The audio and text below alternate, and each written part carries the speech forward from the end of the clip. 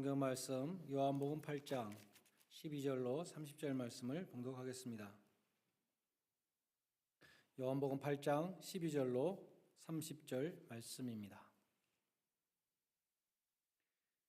예수께서 또 말씀하여 이르시되 나는 세상의 빛이니 나를 따르는 자는 어둠에 다니지 아니하고 생명의 빛을 얻으리라.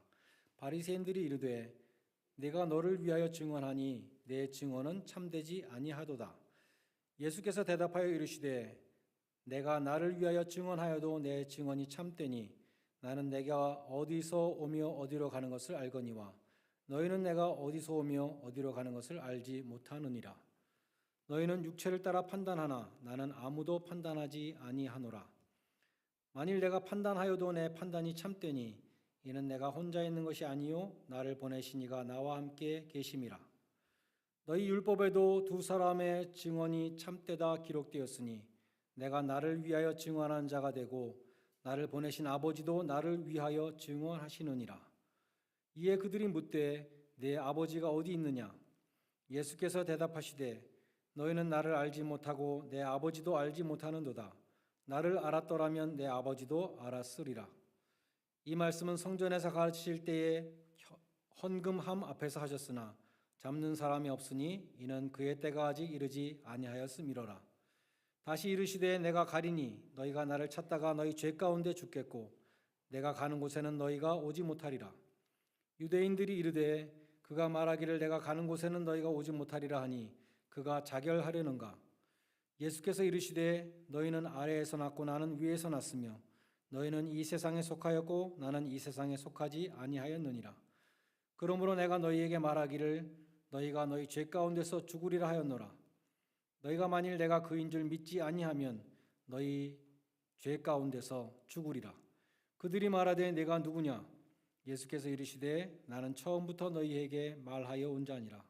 내가 너희에게 대하여 말하고 판단할 것이 많으나 나를 보내신 이가 참되심에 내가 그에게 들은 그것을 세상에 말하노라 하시되 그들은 아버지를 가리켜 말씀하신 줄을 깨닫지 못하더라.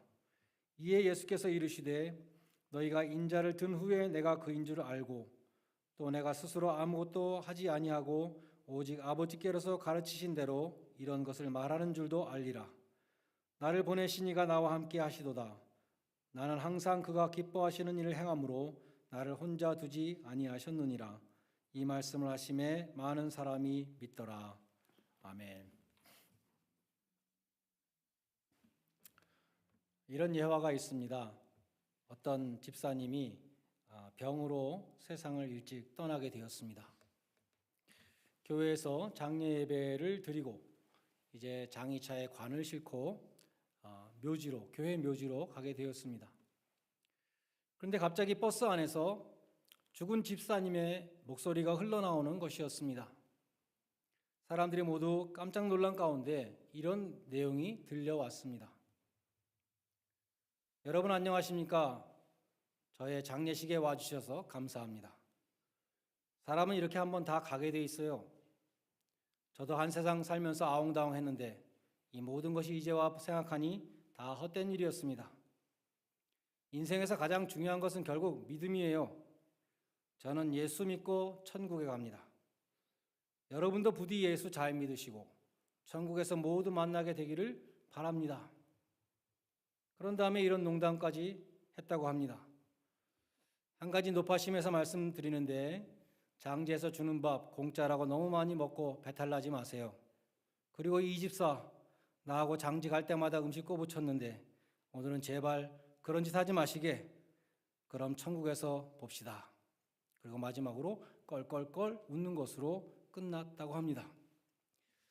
이분이 돌아가시기 전에 그런 내용을 미리 녹음해 놓고 장지로 가는 버스 안에서 틀어달라고 유언을 했다는 것이죠. 그처럼 장지로 가는 차 안에서 죽은 사람으로부터 믿음과 천국에 대해서 들을 때에 사람들은 훨씬 더 임팩트가 컸습니다. 그래서 그 자리에서 예수를 새로 믿기로 작정한 사람도 있었고 그냥 형식적으로 믿던 사람들도 진지한 신자로 변화되는 일이 일어났다고 합니다. 똑같은 말이라도 어떤 환경에서 어떤 세팅에서 말하냐에 따라서 그 임팩트가 다를 수 있는 것이죠. 요한복음 7장과 8장은 장막절 혹은 초막절이라는 그 유대인의 절기를 배경으로 하고 있습니다. 전에 말씀드린 대로 초막절은 이스라엘 백성들이 40년 동안 광야에서 장막 생활한 것을 재현하면서 기념하는 절기였습니다. 일주일 동안 그 텐트 속에 거하면서 우리 조상들이 이렇게 고생하며 헤매었구나 그것을 체험하고, 동시에 하나님이 길이 없는 광야에서 구름 기둥과 불 기둥으로 인도해 주신 그 은혜를 기억하며, 또 먹을 것이 없는 광야에서 만나와 생수로 공급해 주신 것을 감사하는 축제였습니다. 예수님이 7장 37절과 38절에서 누구든지 목마르거든 나에게로 와서 마셔라. 나는 믿는 자에게 그 배에서 나를 믿는 자에게서는 그 배에서 생수의 강이 흘러나리라. 이렇게 외치신 것은 초막절 기간 중에 물 깃는 행사를 세팅을 한다 그랬죠. 실로암 못에서 물을 길어서 와가지고 성전의 번제단 옆에 부으면서 하나님께서 광야에서 반석을 깨시사 거기서 솟아난 생수로 가라앉은 백성에게 마시게 한 은혜를 기념하는 그 행사를 하고 있을 때, 예수님이 그 예식의 한 가운데서 내가 바로 그 깨진 바위고 그 깨어진 반석으로부터 솟아난 그 생수가 너희를 가란 자에게 주는 것이다. 누구든지 목마른 자는 나에게 와라. 이렇게 그 자리에서 복음을 전파하셨기 때문에 더 드라마틱한 효과가 있었을 것이라고 생각됩니다. 오늘 본문에 나오는 예수님의 말씀, 나는 세상의 빛이다, 나는 생명의 빛이다, 이 말씀도 초막절에 어떠한 예식을 배경으로 하고 있었다고 합니다. 이것은 저녁 때 하는, 어두웠을 때 하는 행사인데요, 첫날 저녁에 7가지가 위로 올라간 유대인 등불이 있죠. 이렇게 하나가 올라가고 7개의 등잔이 있지 않습니까? 근데 그것을 굉장히 크게 만들어서 4개를 성전에 있는 여인들의 뜰에 세웠다고 합니다. 높이가 75피트나 되는 거대한 것이었고, 그 7가지 위에마다 그 기름통이 있는데 10갤론의 기름이 들어가는 거대한 그러한 등불이었습니다. 불을 붙이는 심지는 오래돼가지고 못 쓰게 된 제사장들의 옷으로 심지를 만들었다는 것입니다. 그 거대한 등불들을 환하게 밝힌 가운데 제사장들이 춤을 추며 향연을 벌이고 있었습니다. 이 예식에 참여한 사람들은 그 초막절에 밝힌 등불의 의미를 다 알고 있었습니다. 초막절에 그 광야에서 우리가 텐트 생활할 때, 우리 선조들이 텐트 생활할 때 불기둥으로 우리를 인도해 주시고 불기둥으로 보호해 주신 그 하나님을 감사하고 기념하는 행사였습니다. 그런 배경 속에서 예수님이 나는 세상의 빛이니 나를 따르는 자는 어둠에 다니지 아니하고 생명의 빛을 얻으리라, 또 그 행사 가운데 예수님이 또 외치셨다는 것입니다. 초막절 불놀이 행사는 빛 대신 주님을 선포하는 최적의 무대의 배경이 되었던 것입니다. 일찍이 이사야 선지는 장차 오실 메시아에 대해서 흑암에 행하던 백성이 큰 빛을 보았고 사망의 그늘질 땅에 거하던 자들이 그들 위에 빛이 비치도다, 이렇게 예언을 했습니다. 요한도 예수님을 여러 번 빛으로 묘사했습니다. 요한복음 3장 19절 이하에 보면 빛이 세상에 왔으되 사람들이 자기 행위가 악함으로 빛보다 어둠을 더 사랑하고 빛으로 나아오지 않는다, 이렇게 말씀했습니다. 요한복음 1장 4절에서는 그 안에 생명이 있었으니 이 생명은 사람들의 빛이라 라고 말씀합니다. 오늘 본문에서도 예수님은 내가 생명의 빛이다 라고 말씀하십니다. 자연계에서도 빛이 없으면 생명이 있을 수 없죠. 모든 식물은 햇빛이 없으면 광합성 작용을 못해서 죽습니다. 동물들도 땅속에 있는 벌레들을 제외하고는 다 빛이 있어야 사는 것이죠. 마찬가지로 예수님이 비추어 주시는 영적인 빛이 없으면 인간의 영혼은 죽습니다. 예수님은 오늘 본문에서 그러한 영적인 죽음을 가리켜서 죄 가운데 죽는다라고 말씀하셨습니다. 21절에 보면 내가 가리니 너희가 나를 찾다가 죄 가운데 죽겠고 나의 가는 곳에 너희가 오지 못하리라. 24절에 보면 너희가 죄 가운데 죽으리라. 헬라어 성경이나 영어 성경 보면 21절의 죄는 단수로 되어 있습니다. sin. 24절의 죄는 복수입니다. sins. 그래서 주석가들은 21절의 그 단수의 죄는 불신의 죄, 내가 그인 줄 알지 못하는 그 근본적인 죄를 가리키고 24절의 죄는 그 불신자가 세상에서 실제로 짓는 수많은 죄악들을 가리킨다고 봅니다. 죄 가운데 죽는다는 것은 불신의 죄 가운데 죽는 것은 물론이고 또한 이 세상에서 지은 그 모든 죄를 가지고 하나님 앞에 선다는 것을 의미하는 것입니다. 그런데 계시록 14장 13절에 보면 믿는 자들은 주 안에서 죽는다. 불신자들은 죄 가운데 죽지만 믿는 자들은 주 안에서 죽는다라고 말씀합니다. 그리고 이어서 뭐라고 말씀하냐면 주 안에서 죽는 자들에게는 그들의 행한 일이 따른다 이렇게 말씀합니다. 내가 이 세상에서 주님을 위해서 하나님을 섬기고 이웃을 섬기고 그 모든 것들이 행위가 따라온다는 것입니다. 천국에 들어갈 때 행위를 들고 들어가지 못하죠. 믿음으로 들어가지만 나의 모든 선행이 내 뒤를 따른다는 것입니다. 콜린 스미스 목사님은 이렇게 설교하셨습니다. 그리스도인들의 선행에 대해서 천국에서 큰 상급을 주시는 하나님께 감사하십시오. 이는 참으로 놀라운 일입니다. 우리의 그 많은 죄는 하나님의 기억에서 지워집니다. 우리 그 죄들을 그리스도의 피로 덮으시고 하나님은 말씀하시기를 나는 더 이상 기억하지 않는다라고 말씀하십니다. 그러나 우리의 선행은 비록 미약하고 몇 가지 되지 않지만 하나님의 기억 속에 영원히 기억됩니다. 그래서 주의 이름으로 소자에게 냉수 한 잔을 대접한 것도 상을 잃지 않을 것이라고 말씀하셨습니다. 우리는 주님이 기억하시는 것에 대해서 놀라게 될 것입니다. 그런 일을 제가 했나요? 라고 놀라게 된다는 것이죠. 나는 잊어버렸는데 주님은 다 기억하고 계십니다. 그러므로 주 안에서 죽는 자는 복이 있습니다. 성경에 보면 지옥은 어두운 곳입니다. 마태복음 25장에 이 무익한 종을 바깥 어두운 데로 내어 쫓으라. 거기서 슬피 울며 이를 갈미 있으리라고 했습니다. 반면에 천국은 빛이 가득한 곳입니다.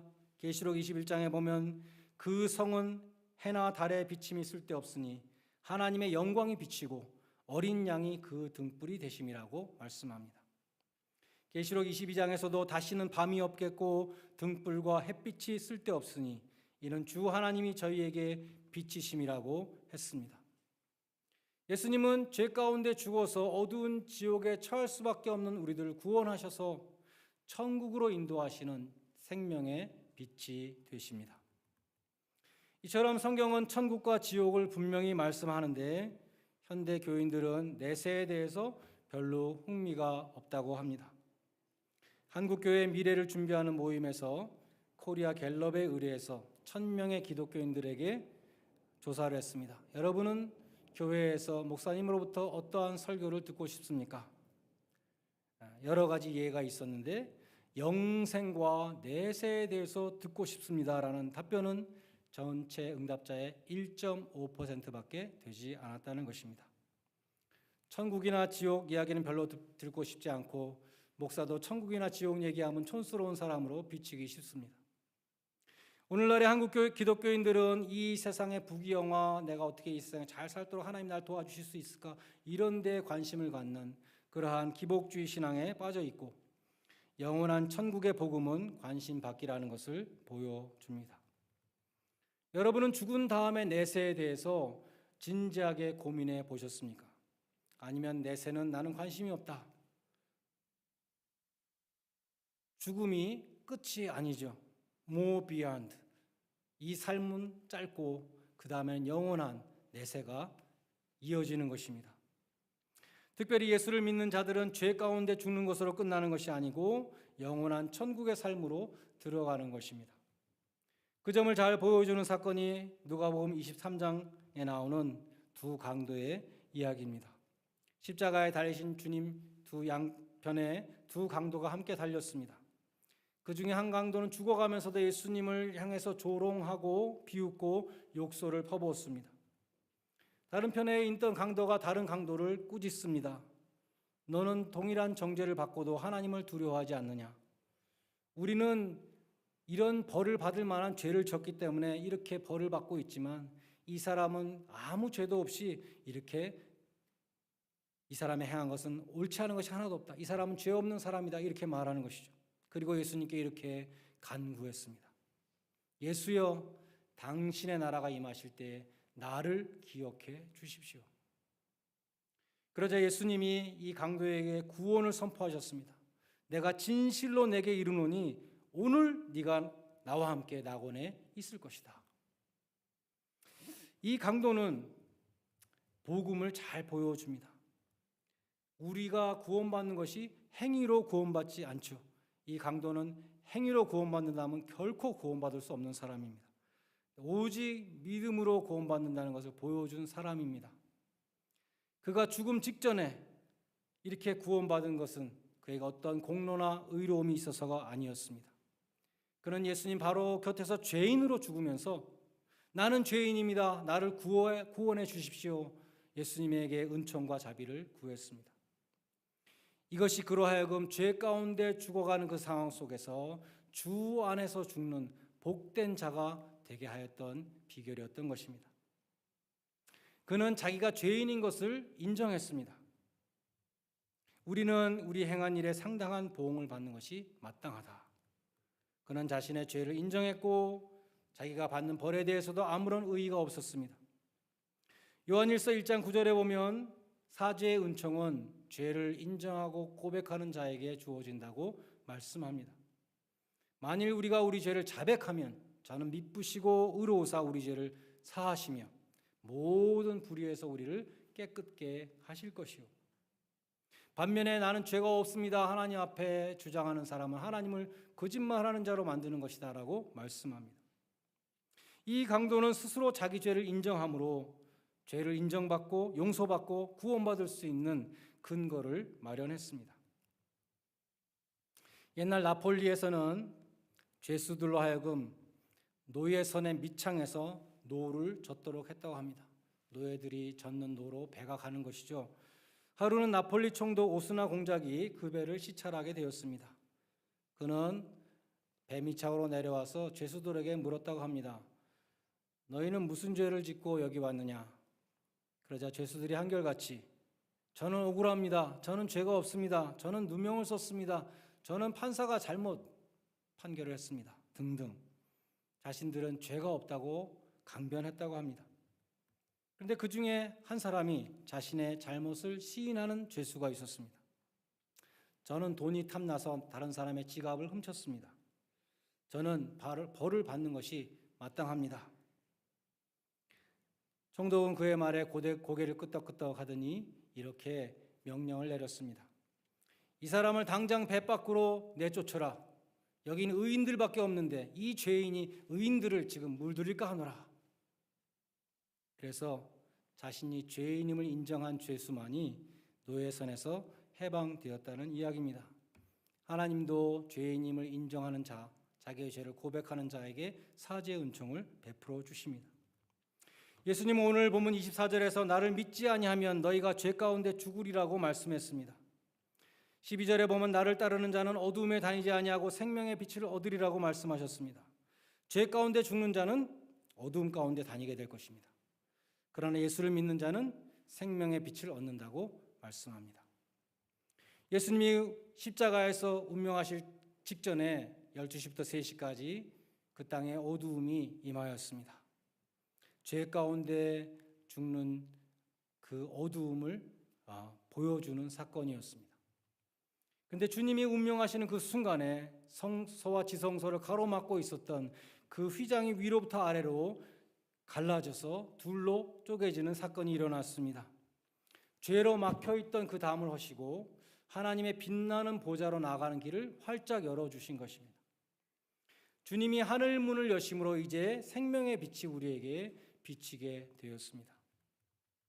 우리가 기억해야 될 것은 내가 내 마음에 창을 열지 않으면 그 찬란한 은혜의 빛은 우리 마음에 들어오지 않는다는 것입니다. 우리가 마음 문을 열어야 그 빛이 들어올 수 있습니다. 예수님 당시에도 마음 문을 닫고 주님을 영접하지 않는 사람들이 많이 있었습니다. 그가 자기 땅에 오매 자기 백성이 영접하지 아니하였다. 성경은 말씀합니다. 그러나 영접하는 자, 그 이름을 믿는 자에게는 하나님의 자녀가 되는 권세를 주셨으니 마음의 창을 활짝 열고 생명의 빛을 받아야 되는 것입니다. 전에 한국에서 집은 남향집이 좋다 그런 말을 많이 들었죠. 남향집에는 햇빛이 많이 들기 때문입니다. 일조량이 많은 집이 좋은 집이다. 건강에도 좋다. 이렇게 말했습니다. 건물을 새로 지으면서 옆집에 일조권을 침해하면 건축 허가가 나오지 않았습니다. 햇빛을 받는다는 것이 그렇게 중요하다는 것입니다. 여러분은 주님이 주시는 생명의 빛을 얼마나 공급받고 계십니까? 창문을 꽁꽁 닫아놓고 있으면 빛이 들어오지 않죠. 빛은 창문을 연 만큼 들어옵니다. 주님의 말씀을 향하여 여러분의 마음의 문을 활짝 여시기 바랍니다. 예배에 빠짐없이 참석하시기 바랍니다. 주님이 하늘 보좌로서 내려주시는 그 생명의 빛을 충만히 받으시기를 바랍니다. 그래야 우리 영혼이 건강하게 살 수 있는 것이죠. 시편 128편 5절에 보면 이런 말씀이 있습니다. 여호와께서 시온에서 내게 복을 주실지어다. 하나님이 복을 주시는 그 어떤 통로가 있습니다. 하나님이 주님의 몸된 교회를 통해서 그 백성들을 축복해 주십니다. 하나님이 그렇게 만들어 놓으셨습니다. 그러므로 주님께서 생명의 빛을 비추어 주시는 교회가 얼마나 귀한 것인지 알 수 없습니다. 하나님께 영과 진리로 예배드릴 수 있는 교회, 내 마음을 쏟아놓고 기도할 수 있는 교회, 마음껏 찬송 드릴 수 있는 교회, 언제나 나를 위해서 기도해 줄 수 있는 기도의 동역자들이 있는 교회, 그것이 바로 영적인 일조권이 확보된 교회라고 할 수 있습니다. 여러분의 가족들에게 그 빛을 비추어 주시기 바랍니다. 여러분의 자녀들에게 하나님의 충만한 은혜가 임하도록 하시기 바랍니다. 여러분의 이웃들이 빛이 없는 어둠 속에서 살아가고 있다면 주님의 빛이 비추는 곳으로 그 영혼을 데리고 오시기 바랍니다. 너희가 전에는 어두움이더니 이제는 주 안에서 빛이라, 빛의 자녀들처럼 행하라고 말씀했습니다. 여러분을 통해서 생명의 빛이 어두운 심령들과 어두운 세상 가운데 비춰지기를 주님의 이름으로 간절히 축원드립니다. 기도하시겠습니다. 주님께서 십자가의 죽으심으로 생명의 빛을 비추어 주심을 감사드립니다. 저희들도 빛된 자녀들이 되어서 어두움 가운데 죽어가는 영혼들에게 그들을 빛으로 인도할 수 있도록 도와주시고, 또한 마지막 날에 밝고 빛난 천국에 입성하는 놀라운 은혜를 주시옵소서. 예수님의 이름으로 기도드리옵나이다.